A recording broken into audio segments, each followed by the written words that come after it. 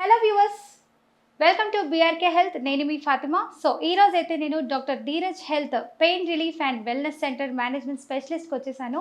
So doctor గారిని అడిగి మరిన్ని వివరాలు తెలుసుకుందాం. Hi sir. నమస్తే అండి. నమస్తే అండి. యాహ్! ఎలా ఉన్నారు? Good. How are you? I'm good అండి. సార్ ఇప్పుడైతే నేను ఒక కొత్త టాపిక్తో వచ్చేస్తాను. సో చాలా మంది అయితే ఇది ఫేస్ చేస్తున్నారు. తుంటి నొప్పి అని చెప్పి అంటున్నారు. చాలా మంది నోట్ల నుంచి వింటాను నేను. సో అసలు ఇది ఎందుకు వస్తుంది సార్? మేజర్లీ గర్భిణీ స్త్రీలలో మాత్రమే ఉందని అంటున్నారు. అక్కడే నేను విన్నాను, చాలా మంది చెప్పారు వాళ్ళే. సో అసలు ఈ ప్రాబ్లం ఎందుకు వస్తుంది సార్? సో తుంటి జాయింట్ అంటే మెడికల్ టర్మ్స్‌లో ఎస్ఐ జాయింట్ అంటాం. అంటే ఇది వెన్నపూసలో ఉన్న ఎముకలు and hip bone, pelvic bone అటాచ్‌మెంట్‌ని ఎస్ఐ జాయింట్ అంటాం. ఓకే. సో ఈ ఎస్ఐ జాయింట్‌లో వాపొచ్చినా గానీ ఆర్ ఇన్‌ఫ్లమేషన్ అయినా ఆర్ ఇంజ్యూరీ పడినప్పుడు గానీ ట్రామా వల్ల వాపొచ్చే ఛాన్స్ ఉంటుంది. ప్రెగ్నెన్సీలో ఎస్పెషల్లీ లంబార్ లార్డోసిస్ అంటాం. అంటే పొట్ట ఎక్కువ ఉండడం వల్ల ఈ వెన్నపూసలో బాగా ఒత్తిడి అవుతుంది. ఆ ఒత్తిడి అంతా తుంటి జాయింట్‌లో చేరుతుందనమాట. వెయిట్ అంతా తుంటి జాయింట్ మీద పడడం వల్ల ఎస్ఐ జాయింట్ పెయిన్ ఎక్కువగా వస్తుంది. Okay.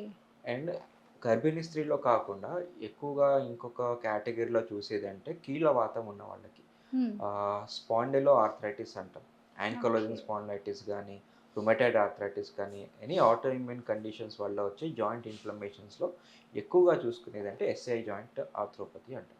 SI joint arthritis. So ఇది ఎస్ఐ జాయింట్ ఎలా చెప్పుకోవచ్చు అంటే ఇది వెన్నపూస ఉంటుంది. ఈ వెన్నపూసలో సేక్రమ్ ఉంటుంది, టెయిల్ బోన్ ఉంటుంది. సో ఇది వెన్నపూసలో వచ్చిన స్ట్రక్చర్స్.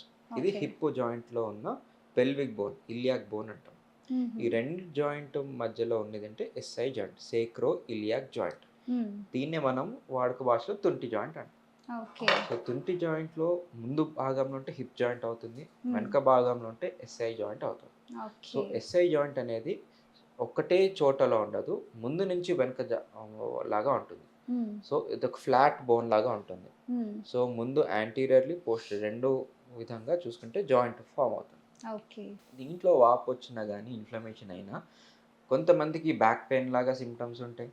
ఇంకొంతమందికి తొడ దగ్గర కానీ, బటక్స్ దగ్గర, పిక్కల దగ్గర కూడా గుంజేలాగా పెయిన్ వస్తుంది. సో వీళ్ళకి క్షుణ్ణంగా ఎగ్జామిన్ చేసిన, ఎక్స్రే తీసుకున్న, ultrasound or MRI machine scan చేసినా కానీ తుంటి జాయింట్లో వాటర్ వచ్చే ఛాన్స్ ఉంటుంది. చిన్న అంటే ఎడిమా ఇన్ఫ్లమేషన్ అంటాం. చిన్న వాటర్ అయ్యే అవకాశం ఉంటుంది. జాయింట్లో మజిల్స్ అయినా డ్యామేజ్ అయినా ఆర్ మనకి SI joint inflammation hyper intensity signals అని చూస్తూ ఉంటాం ఎంఆర్ఐ కానీ వీటిలో. సో వీళ్ళకి సిమ్టమ్స్ ఎట్లా ఉంటే కాళ్ళ మీద కాలు వేసుకోవడం రాకపోవడం. సో అఫెక్ట్ అయిన కాలు ఆపోజిట్ నీ పైన కాలు వేస్తే తుంటి జాయింట్లో పెయిన్ రావడం. ఇది ఒక ప్రత్యేక టెస్ట్ అంటాం, ఫేబర్ టెస్ట్. ఇది ఒకవేళ బ్యాక్ పెయిన్ ఉన్న వాళ్ళకి ఒకసారి ఇంట్లోనే ఈ టెస్ట్ చేసుకుంటే వాళ్ళకి ఎస్ఐ జాయింట్ వల్ల పెయిన్ వస్తుందా ఆర్ నడుములో వచ్చిన మజిల్స్ వల్ల కానీ డిస్క్ బల్జ్ అయ్యే పెయిన్ వస్తుందా అది మనకు అర్థమైపోతుంది. సో FABER ఫేబర్ టెస్ట్ చేసుకుంటే వాళ్ళకి సెల్ఫ్ ఎగ్జామినేషన్ అయిపోతుంది. సో మా పని కూడా ఈజీ అయిపోతుంది.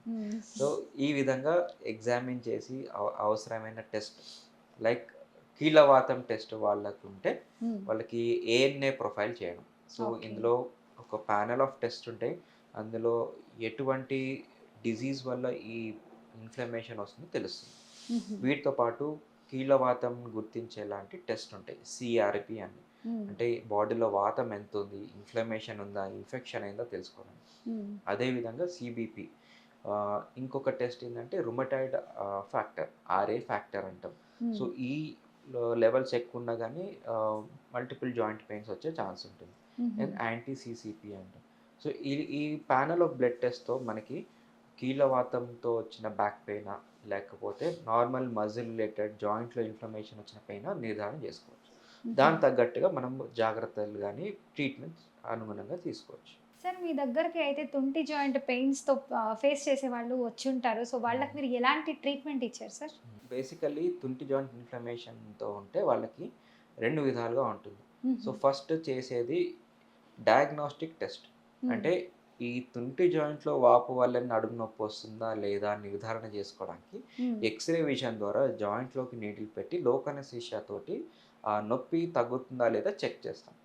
ఒక వెరీ మైన్యూట్ డోస్ ఆఫ్ లోకనెస్థెటిక్ ఆ జాయింట్లోకి స్పెసిఫిక్గా వెళ్ళి ఇంజెక్షన్ చేస్తే నొప్పి తగ్గుతుంది. సో చాలా మందికి ఏమవుతుంది, ఈ ఒక్కసారి పెయిన్ సైకిల్ ఏదైతే తగ్గిందో వాళ్ళకి 90% వాళ్ళకి మళ్ళీ రిపీట్ కాదు. ఓకే. ఎవరికైతే మళ్ళీ పెయిన్ వచ్చే అవకాశం ఉంటుందో వాళ్ళకి రేడియో ఫ్రీక్వెన్సీ అబ్లేషన్ ద్వారా లాంగ్ టర్మ్‌గా వాళ్ళకి పెయిన్ తగ్గించే ట్రీట్మెంట్ ఉంటుంది. వీటితో పాటు disease modifying anti rheumatoid drugs అంటారు.